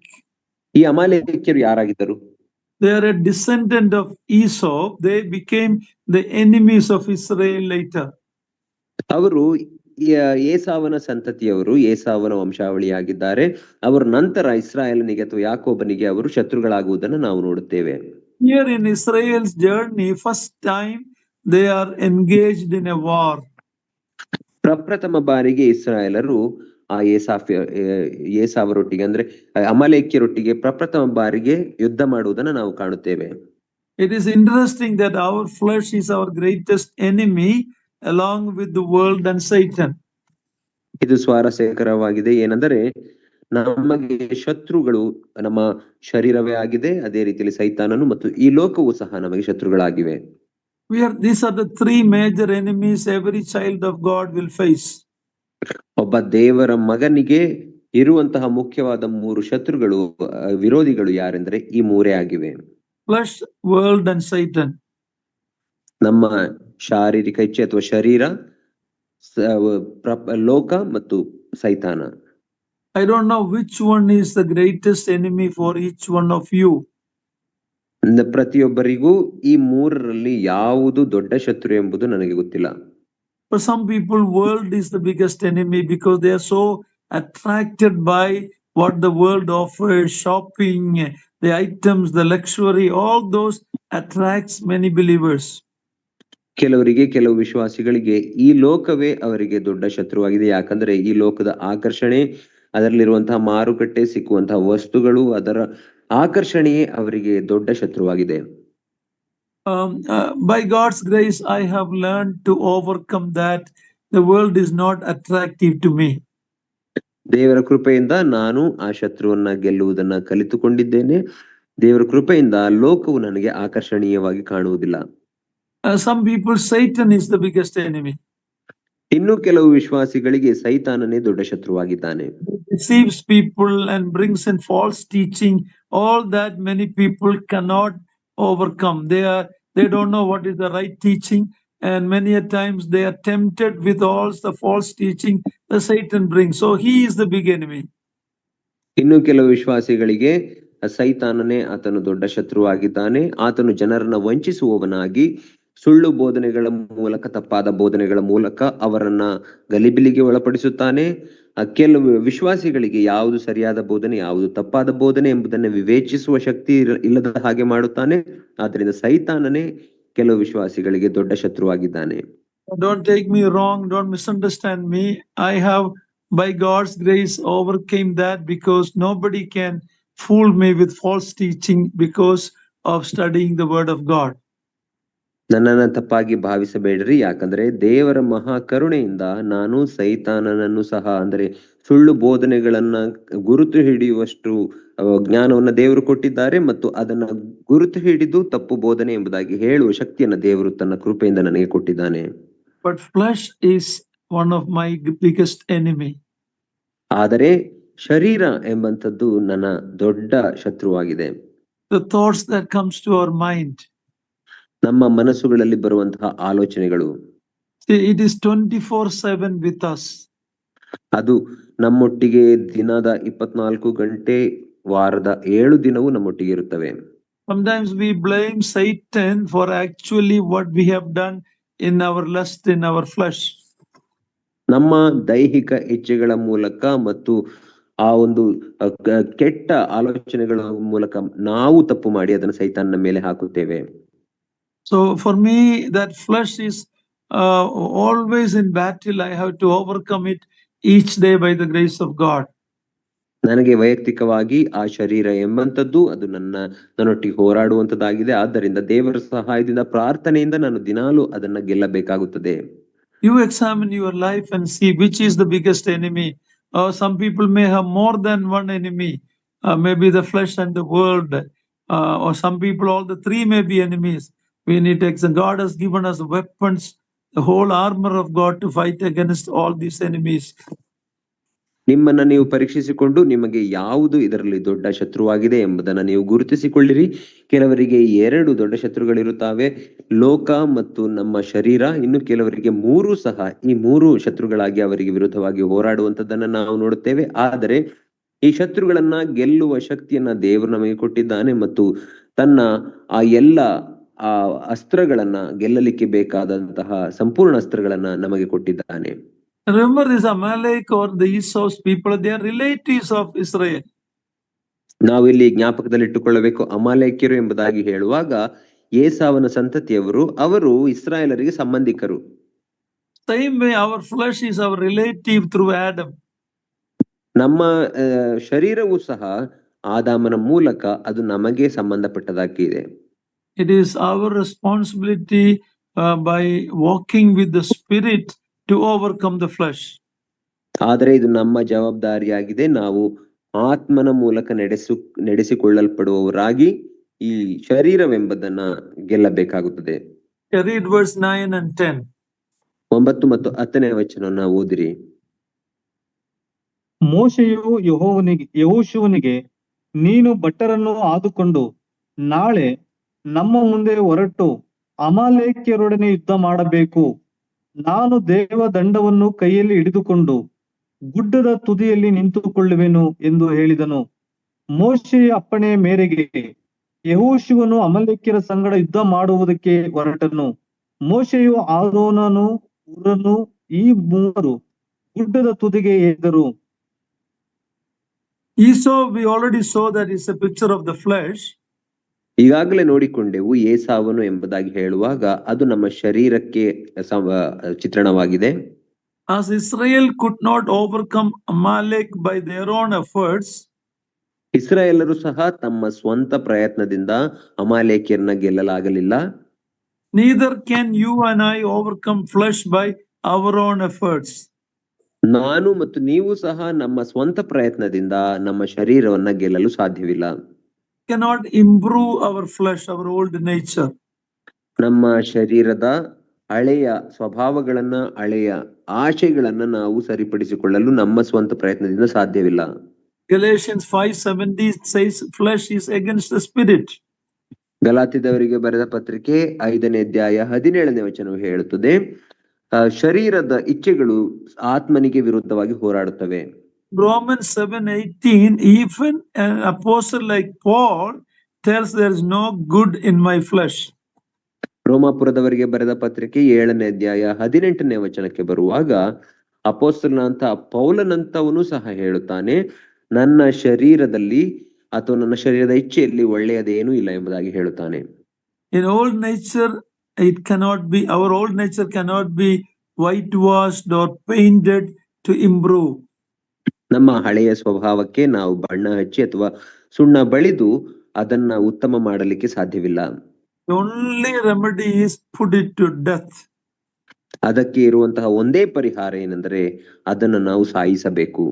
In my studies, I have mentioned many times that our God is a triune God.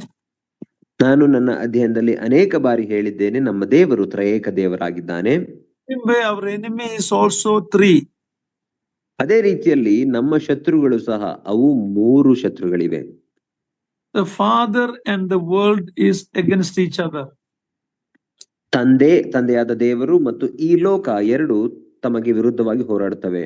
That's why we read in 1 John 2 that do not love the world and the things in it. ಆದ್ದರಿಂದಲೇ ನಾವು 1 ಯೋಹಾನನ ಪತ್ರಿಕೆ 2ನೇ ಅಧ್ಯಾಯದಲ್ಲಿ ಓದುತ್ತೇವೆ ಏನೆಂದರೆ, ಲೋಕವನ್ನಾಗಲಿ ಲೋಕದವುಗಳನ್ನಾಗಲಿ ಪ್ರೀತಿಸಬೇಡಿರಿ. If you love the world, the Father's love is not in you.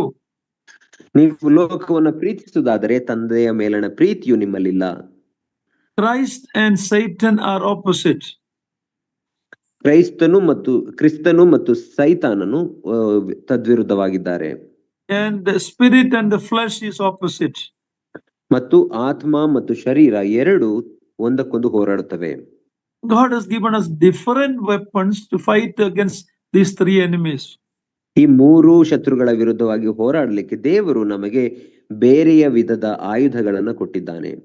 Okay, read verse 11 and 12. 11 ಮತ್ತು 12ನೇ ವಚನವನ್ನು ಈಗ ದಯಮಾಡಿ ಓದಿರಿ.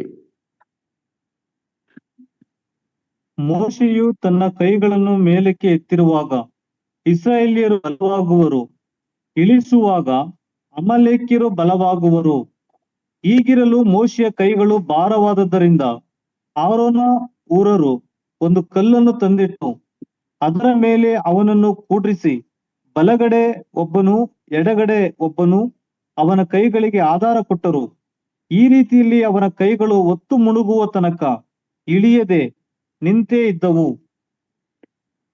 Even though Joshua was fighting against Amalekites down in the valley,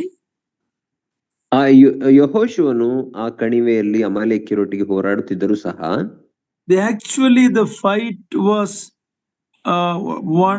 done on the top of the mountain by Moses. ಆದರೆ ನಿಜವಾದ ಯುದ್ಧವನ್ನ ಮೋಶೆಯು ಆ ಪರ್ವತದ ಮೇಲೆ ಆಡುತ್ತಿದ್ದನು. Moses lifted up hand is a picture of prayer. ಮೋಶೆಯ ಎತ್ತಲ್ಪಟ್ಟಂತಹ ಕೈಗಳು ಅದು ಪ್ರಾರ್ಥನೆಯನ್ನು ಸೂಚಿಸುತ್ತವೆ. It was not by Israelites fighting ability that they won. ಇಸ್ರಾಯೇಲರ ಆ ಯುದ್ಧ ಮಾಡುವ ತಾಕತ್ತಿನಿಂದ ಅಥವಾ ಯುದ್ಧ ಮಾಡುವ ಶಕ್ತಿಯಿಂದ ಅವರು ಗೆಲ್ಲಲಿಲ್ಲ. Actually, they were not experienced soldiers. ನಿಜವಾಗಿ ನೋಡುವುದಾದ್ರೆ ಇಸ್ರಾಯೇಲರಿಗೆ ಯುದ್ಧದಲ್ಲಿ ಯಾವುದೇ ಅನುಭವವಿರಲಿಲ್ಲ. They were slaves in Egypt. They were making bricks. ಅವರು ಐಗುಪ್ತ ದೇಶದಲ್ಲಿ ಗುಲಾಮರಾಗಿ ಇಟ್ಟಿಗೆಗಳನ್ನು ಮಾಡುತ್ತಿದ್ದರು. This battle was fought and won by Moses with his lifted up hand. ಆದರೆ ಅಮಾಲೇಕ್ಯರಿಗೆ ವಿರುದ್ಧವಾದ ಯುದ್ಧದಲ್ಲಿ ಮೋಶೆಯು ತನ್ನ ಎತ್ತಲ್ಪಟ್ಟಂತಹ ಕೈಗಳ ಮೂಲಕ ಯುದ್ಧವನ್ನ ಗೆದ್ದನು. Then we read when Moses' hands went down, Amalek was winning. ನಾವು ನಂತರ ನೋಡುತ್ತೇವೆ ಮೋಶೆ ಕೈಗಳು ಭಾರವಾಗಿ ಕೆಳಗೆ ಇಳಿಸುವಾಗ ಅಮಾಲೇಕ್ಯರು ಗೆಲ್ಲುತ್ತಿದ್ದರು. Holy Spirit alone can give us victory over flesh. ಪವಿತ್ರಾತ್ಮನು ಮಾತ್ರ ನಮಗೆ ನಮ್ಮ ಶರೀರದ ಮೇಲೆ ಜಯವನ್ನ ಕೊಡಬಲ್ಲನು. We read, walk in the spirit, you will not fulfill the desires of the flesh. ನಾವು ಓದುತ್ತೇವೆ ದೇವರ ವಾಕ್ಯದಲ್ಲಿ ದೇವರ ಆತ್ಮಾನುಸಾರವಾಗಿ ನಡೆಯಿರಿ, ದೇವರ ಆತ್ಮನಿಂದ ನಡೆಸಲ್ಪಡಿರಿ, ಆಗ ನೀವು ಶರೀರದ ಇಚ್ಛೆಗಳನ್ನು ಪೂರೈಸುವುದಿಲ್ಲ ಎಂಬುದಾಗಿ ಓದುತ್ತೇವೆ. Put on Christ, we are told in Romans 13:14. ರೋಮಾಪುರದವರಿಗೆ ಬರೆದ ಪತ್ರಿಕೆ 13ನೇ ಅಧ್ಯಾಯ 14ನೇ ವಚನದಲ್ಲಿ ಕ್ರಿಸ್ತನನ್ನ ಧರಿಸಿಕೊಳ್ಳಿರಿ ಎಂಬುದಾಗಿ ಹೇಳಲ್ಪಟ್ಟಿದೆ. In Romans 7, Paul finally says, "Oh wretched man I am." ರೋಮಾಪುರದವರಿಗೆ ಬರೆದ ಪತ್ರಿಕೆ 7ನೇ ಅಧ್ಯಾಯಕ್ಕೆ ಬರುವಾಗ ಪೌಲನು ಹೇಳುತ್ತಾನೆ, ಅಯ್ಯೋ ಎಂತಹ ದುರವಸ್ಥೆಯಲ್ಲಿ ಬಿದ್ದ ಮನುಷ್ಯನು ನಾನು. That chapter 7 is all filled with I and me. I. ಆ 7ನೇ ಅಧ್ಯಾಯ ರೋಮಾಪುರದವರಿಗೆ ಬರೆದ ಪತ್ರಿಕೆ 7ನೇ ಅಧ್ಯಾಯವು ನಾನು ಎಂಬುದಾಗಿ ಇಂತಹ ಮಾತುಗಳಿಂದಲೇ ತುಂಬಿದೆ. But when you come to chapter 8, it is all spirit. ಆದರೆ 8ನೇ ಅಧ್ಯಾಯಕ್ಕೆ ನೀವು ಬರುವಾಗ ರೋಮಾಪುರದವರಿಗೆ ಅಲ್ಲಿ ಆತ್ಮ ಎಂಬಂತಹ ಮಾತುಗಳು ತುಂಬಲ್ಪಟ್ಟಿವೆ. Spirit led man. ಆತ್ಮನಿಂದ ನಡೆಸಲ್ಪಟ್ಟಂತಹ ಮನುಷ್ಯನು. When we act independence of the spirit, Amalek or our flesh will win. ನಾವು ದೇವರ ಆತ್ಮನಿಂದ ನಡೆಸಲ್ಪಡದೆ ಇರುವಾಗ ನಮ್ಮ ಶರೀರ ಅಥವಾ ಅಮಾಲೇಕ್ಯರು ಗೆಲ್ಲುತ್ತಾರೆ. We see when the Moses' hand became weary, Aaron and Hur held their hands. We see them as praying partners. ಮೋಶೆಯ ಕೈಗಳು ಭಾರವಾದಾಗ ಅಲ್ಲಿ ನಾವು ನೋಡುತ್ತೇವೆ ಏನೆಂದರೆ ಆರೋನ ಮತ್ತು ಹೂರರು ಆತನ ಕೈಗಳಿಗೆ ಆಧಾರವಾಗಿ ನಿಂತರು ಎಂಬುದಾಗಿ. ಅದರ ಅರ್ಥ ನಮಗೆ ಪ್ರಾರ್ಥನೆಯಲ್ಲಿ ಸಂಗಾತಿಗಳ ಅವಶ್ಯಕತೆ ಇದೆ. How wonderful it is when 2 or 3 agree together and pray, God will hear that prayer. ನಾವು ನೋಡುತ್ತೇವೆ ಏನೆಂದರೆ ಎಲ್ಲಿಬ್ಬರಾಗ್ಲಿ ಮೂರಾಗ್ಲಿ ಒಂದೇ ಹೆಸರಿನಲ್ಲಿ ಒಂದೇ ಮನಸ್ಸಿನಿಂದ ಪ್ರಾರ್ಥನೆ ಮಾಡುವಾಗ ದೇವರು ಅವರ ಪ್ರಾರ್ಥನೆಗಳಿಗೆ ಉತ್ತರ ಕೊಡುತ್ತಾನೆ. Aaron and Hur became supporters of Moses. ಆರೋನನು ಮತ್ತು ಹೂರನು ಮೋಶೆಗೆ ಪ್ರಾರ್ಥನಾ ಸಹಾಯಕರಾಗಿ ನಿಂತರು. You know, I have experienced some brothers when we pray together, there is such a unity, such a heart pouring before God, and God has answered such prayers. ನಾನು ಸಹ ಇದನ್ನು ಅನುಭವಿಸಿದ್ದೇನೆ. ಏನೆಂದರೆ ಕೆಲವು ಸಹೋದರರು ನಾವು ಕೂಡಿಕೊಂಡು ಪ್ರಾರ್ಥನೆ ಮಾಡುವಾಗ ನಮ್ಮ ಹೃದಯಗಳನ್ನ ಕರ್ತನ ಮುಂದೆ ಏಕ ಮನಸ್ಸಿನಿಂದ ಏಕಚಿತ್ತದಿಂದ ಆತನ ಬಳಿಯಲ್ಲಿ ಪ್ರಾರ್ಥನೆ ಮಾಡುವಾಗ ದೇವರು ನಮ್ಮ ಪ್ರಾರ್ಥನೆಗಳಿಗೆ ಉತ್ತರ ಕೊಟ್ಟಿದ್ದಾನೆ. How sad our prayer meetings in our assembly are almost dying. ನಾವು ಇದು ದುಃಖಕರವಾದ ಸಂಗತಿ, ಬಹಳ ದುಃಖಕರವಾದ ಸಂಗತಿ ಇದಾಗಿದೆ. ಏನೆಂದರೆ ನಮ್ಮ ಸಭೆಗಳಲ್ಲಿ ಪ್ರಾರ್ಥನಾ ಕೂಟಗಳು ಅದು ಸತ್ತು ಹೋಗುತ್ತಿವೆ. And I say it with a lot of pain in my heart. Sunday morning, if you don't come on time, you will not get the chair, at least in Agape Assembly. But come Wednesday night, there are very few people who come for prayer. ಇದು ಎಷ್ಟು ದುಃಖಕರವಾದ ಸಂಗತಿ ಅಂದರೆ ಭಾನುವಾರದ ಸಮಯ ನೀವು ಸಭೆಗೆ ಸ್ವಲ್ಪ late ಆಗಿ ಬರುವುದಾದರೆ, ನಮ್ಮ ಸಭೆ ಅಗಪೆ ಸಭೆಯ ಕುರಿತಾಗಿ ನಾನು ಹೇಳುತ್ತಿದ್ದೇನೆ, ಅಲ್ಲಿ ನಿಮಗೆ ಕೂತುಕೊಳ್ಳಲು ಸಹ ಸ್ಥಳ ಇರುವುದಿಲ್ಲ. ಆದರೆ ಬುಧವಾರದ ಪ್ರಾರ್ಥನಾ ಕೂಟದಲ್ಲಿ ನೀವು ಬಂದು ನೋಡುವುದಾದರೆ ಸಂಜೆಯ ವೇಳೆಯಲ್ಲಿ ಅಲ್ಲಿ ಎಲ್ಲಾ ಚೇರುಗಳು ಅದು ಖಾಲಿ ಇರುತ್ತವೆ. Very few people come for prayer. ಕೆಲವೇ ಜನರು ಮಾತ್ರ ಪ್ರಾರ್ಥನೆಗೆ ಕೂಡಿ ಬರುತ್ತಾರೆ. I don't know how else I can explain it. There was a time early in our church history, almost everybody who comes to Sunday used to come for the prayer meeting. ಇದನ್ನ ಹೇಗೆ ವಿವರಿಸಬೇಕು ನನಗೆ ಗೊತ್ತಾಗುತ್ತಿಲ್ಲ. ನಮ್ಮ ಸಭಾ ಇತಿಹಾಸದಲ್ಲಿ, ಅಗಪೆ ಸಭೆಯ ಇತಿಹಾಸದಲ್ಲಿ ಮೊದಲು ಹಿಂದೆ ಭಾನುವಾರ ಸಭೆಗೆ ಕೂಡಿ ಬರುತ್ತಿದ್ದಂತಹವರೆಲ್ಲರೂ ಪ್ರಾರ್ಥನಾ ಕೂಟಗಳಿಗೆ ಕೂಡಿ ಬರುತ್ತಿದ್ದರು. I understand because of certain work or certain constraints, everybody may not be able to come every week. I understand that. ನನಗೆ ಅರ್ಥವಾಗುತ್ತದೆ, ಎಲ್ಲರೂ ಎಲ್ಲಾ ವಾರವೂ ಕೂಡಿ ಬರಲು ಸಾಧ್ಯವಿಲ್ಲ, ಯಾಕಂದ್ರೆ ಕೆಲವು ಸಮಯಗಳು ಕೆಲಸಗಳ ಒತ್ತಡ ಮತ್ತು ಪರಿಸ್ಥಿತಿಗಳು ಆಗಿರಬಹುದು. But there are people who neglect the prayer meeting. ಆದರೆ ಕೆಲವು ಜನರು ಪ್ರಾರ್ಥನಾ ಕೂಟವನ್ನೇ ತಾತ್ಸಾರ ಮಾಡುವವರಿದ್ದಾರೆ. I think this is the situation in many brethren assemblies today. ಇದೇ ಪರಿಸ್ಥಿತಿ ಅನೇಕ ಸಹೋದರ ಸಭೆಗಳಲ್ಲಿ ಇದೆ ಎಂಬುದಾಗಿ ನಾನು ನೆನೆಸುತ್ತೇನೆ. We don't realize that we need prayer. Jesus said, without me you can do nothing. ನಾವು ಪ್ರಾರ್ಥನೆಯ ಮಹತ್ವವನ್ನ ಸರಿಯಾಗಿ ತಿಳಿದುಕೊಂಡಿಲ್ಲ. ನಮ್ಮ ಕರ್ತನಾಂತ ಯೇಸು ಕ್ರಿಸ್ತನೇ ಹೇಳಿದ ಮಾತಾಗಿದೆ, ನನ್ನನ್ನು ಬಿಟ್ಟು ನೀವು ಏನೂ ಮಾಡಲಾರಿರಿ. And even many a times those who come to the prayer, ಇನ್ನು ಕೆಲವು ಸಂದರ್ಭಗಳಲ್ಲಿ ಪ್ರಾರ್ಥನೆಗೆ ಕೂಡಿ ಬರುವಂತವರು ಸಹ 90% of the people have nothing, no prayer matter to announce. ಅಲ್ಲಿ ಬರುವಂತಹ ಪ್ರಾರ್ಥನೆಗೆ ಕೂಡಿ ಬರುವಂತಹ 90% ಮಂದಿ ಪ್ರಾರ್ಥನೆಗೆ ಯಾವ ಅಂಶಗಳನ್ನ ಇಡಬೇಕು ಎಂಬುದಾಗಿ ಅವರ ಬಳಿಯಲ್ಲಿ ಯಾವುದೇ ಬೇಡಿಕೆಗಳು ಸಹ ಇರುವುದಿಲ್ಲ. You know, I can go on telling what all prayer needs are there, prayer requests are there. You know, when you share a gospel with somebody, you want God's people to pray for them when you face challenges. But 90% of the time, even if people mention prayer, it is only for sickness. Oh, heal. Only, I'm not saying don't pray for healing, but that is all the prayer matter. I never hear majority of people never talk about something spiritual, something about they have shared the gospel with somebody, please pray for them. We seldom hear that these days. ಆದರೆ ನನ್ನನ್ನು ನೀವು ಕೇಳುವುದಾದರೆ ನಾನು ಪ್ರಾರ್ಥನೆಗೆ ದೊಡ್ಡ ಪಟ್ಟಿಯನ್ನೇ ನಾನು ಕೊಡುತ್ತೇನೆ. ನನ್ನ ಬಳಿಯಲ್ಲಿ ಪ್ರಾರ್ಥನೆ ಮಾಡಬೇಕಾದಂತಹ ವಿಷಯಗಳು ಅನೇಕ ಇರುತ್ತವೆ. ಕೆಲವರಿಗೆ ಸುವಾರ್ತೆಯನ್ನು ಸಾರಿರುವಾಗ ಅವರಿಗಾಗಿ, ಅವರ ಆತ್ಮರಕ್ಷಣೆಗಾಗಿ ಪ್ರಾರ್ಥಿಸಿರಿ ಎಂಬುದಾಗಿ ನಾನು ಹೇಳುತ್ತೇನೆ, ಮತ್ತು ಕೆಲವು ಸಮಸ್ಯೆಗಳನ್ನು ಎದುರಿಸುವಾಗ ಈ ಸಮಸ್ಯೆಗಳಿಗಾಗಿ ಪ್ರಾರ್ಥಿಸಿರಿ ಎಂಬುದಾಗಿ ನಾನು ಹೇಳಬಹುದು. ಆದರೆ ಅನೇಕ ಪ್ರಾರ್ಥನೆಗಾಗಿ ನಾವು ಕೇಳುವಾಗ ಅವರ ಪ್ರಾರ್ಥನಾ ಮನವಿಗಳಲ್ಲಿ ಗುಣಪಡಿಸುವಿಕೆಗಾಗಿ, ನಮ್ಮ ಆರೋಗ್ಯದಲ್ಲಿ ಸುಧಾರಣೆಗಾಗಿ ಪ್ರಾರ್ಥಿಸಿರಿ ಎಂಬುದಾಗಿ ಕೇಳುವುದನ್ನೇ ನಾವು ನೋಡುತ್ತೇವೆ. ಅಂದರೆ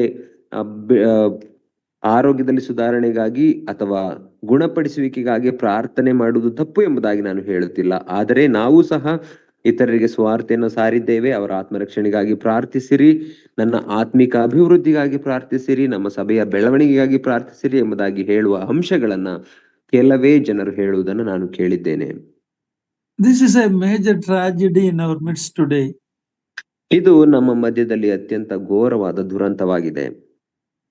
Brothers and sisters, even if you have not learned anything else, please understand you and I need real prayer. Many times our prayer meetings are only rituals, you know, because we have a Wednesday night prayer, some people come.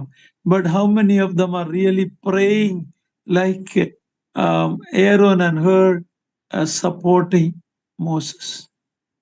ನನ್ನ ಪ್ರಿಯ ಸಹೋದರ ಸಹೋದರಿಯರೇ, ನೀವು ಏನನ್ನೇ ಕಲಿಯದೆ ಹೋದರೂ ಈ ವಿಷಯವನ್ನ ತಿಳಿದುಕೊಳ್ಳಿರಿ. ಏನೆಂದರೆ, ಪ್ರಾರ್ಥನೆ ಇಲ್ಲದೆ ನಾವು ಜೀವಿಸಲು ಸಾಧ್ಯವಿಲ್ಲ. ಅನೇಕ ಸಂದರ್ಭಗಳಲ್ಲಿ ಬುಧವಾರದ ಪ್ರಾರ್ಥನಾ ಕೂಟಕ್ಕೆ ಕೂಡಿ ಬರುವವರು ಸಹ ಈ ಒಂದು ಮನವರಿಕೆಯಿಂದ ಕೂಡಿ ಬರುವುದಿಲ್ಲ. ಯಾಕಂದರೆ ಆರೋನನು ಮತ್ತು ಊರನು ಆ ಮೋಶೆಯ ಯುದ್ಧವು ಗೆಲ್ಲಬೇಕಾದರೆ ಆತನಿಗೆ ಆಧಾರವಾಗಿ ನಿಲ್ಲಬೇಕಾಯಿತು. The Lord told us to pray, and he told us to pray in unity. Pray, earnestly pray. That prayer, I think, is gone mostly from our midst. ನಮ್ಮ ಕರ್ತನಾಂತ ಯೇಸು ಕ್ರಿಸ್ತನು ಹೇಳಿದನು, ಎಡೆಬಿಡದೆ ಪ್ರಾರ್ಥಿಸಿರಿ, ಏಕ ಮನಸ್ಸಿನಿಂದ ಪ್ರಾರ್ಥಿಸಿರಿ, ಆಸಕ್ತಿಯಿಂದ ಪ್ರಾರ್ಥಿಸಿರಿ ಎಂಬುದಾಗಿ ಹೇಳಿದ್ದಾನೆ. ಆದರೆ ನಮಗೆ ಪ್ರಾರ್ಥನೆಯ ಆಸಕ್ತಿಯಾಗಲಿ ಆ ಒಂದು ಬಯಕೆಯಾಗಲಿ ನಮ್ಮ ಮಧ್ಯದಲ್ಲಿ ಇಲ್ಲವೇನೋ ಎಂಬುದಾಗಿ ನನಗೆ ಅನಿಸುತ್ತದೆ. Every person may not be able to be in the forefront of the battle, but just like those who go to the forefront, there is enough people needed in the background to lift them in prayer. ಯುದ್ಧ ಮಾಡಲಿಕ್ಕೆ ಮುಂದಿನ ಆ ಒಂದು ಭಾಗದಲ್ಲಿ ಯುದ್ಧ ಮಾಡುವಂತಹ ಅವಶ್ಯಕತೆ ಎಲ್ಲರಿಗೂ ಇರುವುದಿಲ್ಲ. ಕೆಲವರು ಮಾತ್ರ ಮುಂದೆ ಹೋಗಿ ಯುದ್ಧ ಮಾಡುತ್ತಾರೆ. ಆದರೆ ಅವರಿಗೆ ಆಧಾರವಾಗಿ ಪ್ರಾರ್ಥನೆ ಅವರ ಯುದ್ಧವನ್ನ ಗೆಲ್ಲಬೇಕಾದರೆ ಹಿಂದೆ ಪ್ರಾರ್ಥಿಸುವ ಜನರ ಅವಶ್ಯಕತೆಯೂ ಸಹ ಇದೆ. This is where this chapter where we read about Joshua. ಇಲ್ಲಿ ಈ ಅಧ್ಯಾಯದಲ್ಲಿ ಯೆಹೋಶುವನ ಕುರಿತಾಗಿ ನಾವು ಓದುತ್ತೇವೆ. He was a young warrior using the sword. ಯೆಹೋಶುವನು ಆತನು ಒಂದು ಯೌವನಸ್ಥ ಯುದ್ಧ ವೀರನಾಗಿ ತನ್ನ ಕತ್ತಿಯನ್ನು ಬಳಸುತ್ತಿದ್ದಾನೆ. See, picture of both prayer and the word of God represented in Moses on the hill praying, and Joshua using the sword. Prayer and word of God, this need to go together. ಯೆಹೋಶುವನು ಕತ್ತಿ ಹಿಡಿದಿರುವಂತದ್ದು ದೇವರ ವಾಕ್ಯವನ್ನು ಸೂಚಿಸುತ್ತದೆ. ಮೋಶೆ ಪರ್ವತದ ಮೇಲೆ ಪ್ರಾರ್ಥನೆ ಮಾಡುತ್ತಿರುವಂತದ್ದು ಪ್ರಾರ್ಥನೆಯ ಮಹತ್ವವನ್ನು ಸೂಚಿಸುತ್ತದೆ. ಪ್ರಾರ್ಥನೆ ಮತ್ತು ದೇವರ ವಾಕ್ಯಗಳೆರಡು ಜೊತೆಯಾಗಿ ಹೋಗಬೇಕು. If you are a praying man, you will pray according to the word of God. ನೀವು ಪ್ರಾರ್ಥನಾ ವೀರರಾಗಿರುವುದಾದರೆ, ಪ್ರಾರ್ಥನಾ ಮನುಷ್ಯನಾಗಿರುವುದಾದರೆ ದೇವರ ವಾಕ್ಯಾನುಸಾರವಾಗಿ ಪ್ರಾರ್ಥನೆ ಮಾಡಬೇಕು.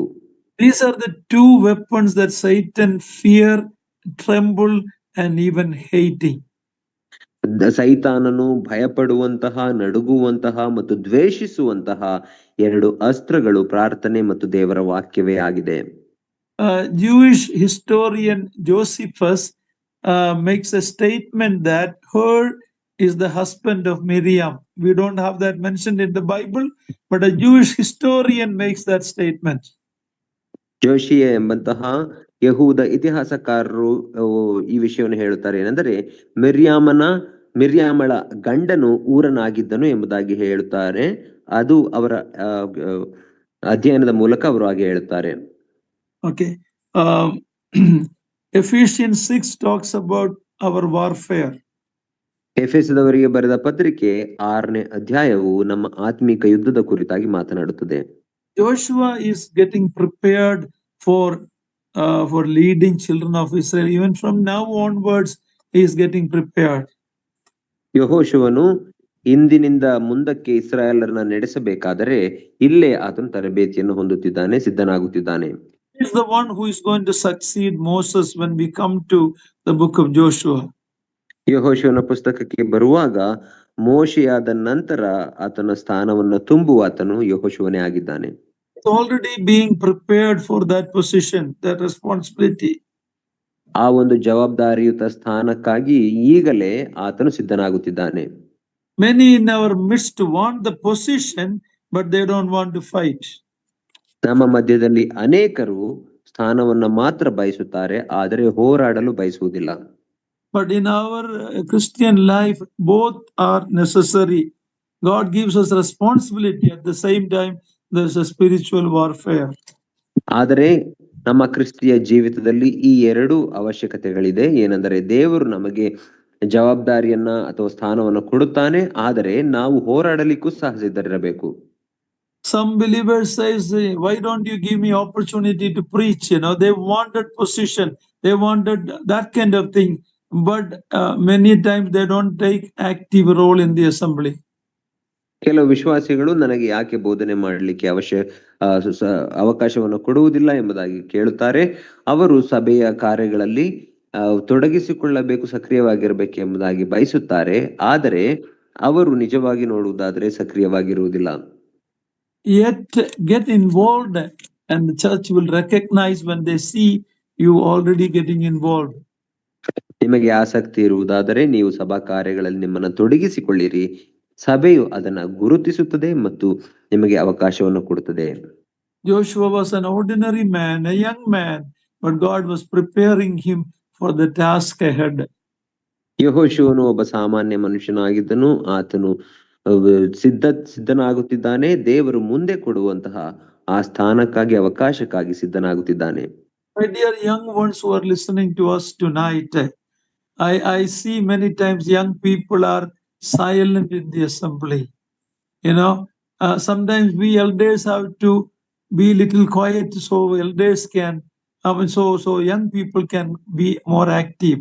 So sad to go to assembly and see young people, they keep their mouths shut. This is not good. Prepare now itself. ನನ್ನ ಮಧ್ಯದಲ್ಲಿ ಈ ನನ್ನ ಮಾತನ್ನ ಕೇಳುತ್ತಿರುವಂತ ಯಾರಾದರೂ ಯೌವನಸ್ಥರಿರುವುದಾದರೆ ನಾನು ಹೇಳಲು ಬಯಸುತ್ತೇನೆ. ಏನೆಂದರೆ ಯೌವನಸ್ಥರು ಮೌನವಾಗಿರುವುದು ಒಳ್ಳೆಯದಲ್ಲ. ಅನೇಕ ಸಭೆಗಳಲ್ಲಿ ನಾವು ನೋಡುವಾಗ ಯೌವನಸ್ಥರು ಮೌನರಾಗಿರುತ್ತಾರೆ. ಒಂದು ವೇಳೆ ಸಭಾ ಹಿರಿಯರಾದಂತಹ ನಾವು ಮೌನವಾಗಿರಬೇಕಾಗುತ್ತದೆ ಯೌವನಸ್ಥರು ಮಾತನಾಡಬೇಕಾದರೆ. ಆದ್ದರಿಂದ ನಾನು ಯೌವನಸ್ಥರಿಗೆ ಹೇಳುವಂತಹ ಕಿವಿ ಮಾತೇನೆಂದರೆ, ನೀವು ಮೌನವಾಗಿರಬೇಡಿರಿ, ಈಗಲೇ ನಿಮ್ಮನ್ನ ಸಭೆಯ ಕಾರ್ಯಗಳಲ್ಲಿ ತೊಡಗಿಸಿಕೊಳ್ಳುವುದಾದರೆ ಮುಂದಕ್ಕೆ ದೇವರು ನಿಮ್ಮನ್ನು ಸಹ ಉಪಯೋಗಿಸುತ್ತಾನೆ. Let's read verse 13 to 16, the closing of the chapter. 13ರಿಂದ 16ನೇ ವಚನಗಳವರೆಗೆ ನಾವು ಓದಿಕೊಂಡು ಈ ಅಧ್ಯಾಯವನ್ನು ಮುಗಿಸೋಣ. ಹೀಗಿರುವುದರಿಂದ ಯೆಹೋಶುವನು ಅಮಲೇಕ್ಯರನ್ನು ಅವರ ಭಟರನ್ನು ಕತ್ತಿಯಲ್ಲಿ ಬಿಟ್ಟನು. ಆಗ ಯೆಹೋವನು ಮೋಶೆಗೆ, ಭೂಮಿಯ ಮೇಲೆ ಅಮಲೇಕ್ಯರ ಹೆಸರು ಇರದಂತೆ ಮಾಡುವೆನು. ಈ ಮಾತು ಜ್ಞಾಪಕಾರ್ಥವಾಗಿ ಪುಸ್ತಕದಲ್ಲಿ ಬರೆ ಮತ್ತು ಯೆಹೋಶುವನಿಗೆ ಮಂದಟ್ಟು ಮಾಡಿಕೊಡು ಎಂದು ಹೇಳಿದನು. ಆ ಸ್ಥಳದಲ್ಲಿ ಮೋಶೆಯು ಯಜ್ಞವೇದಿಯನ್ನು ಕಟ್ಟಿಸಿ ಅದಕ್ಕೆ ಯೆಹೋವ ನಿಸ್ಸಿ ಎಂದು ಹೆಸರಿಟ್ಟು, ಆಣೆ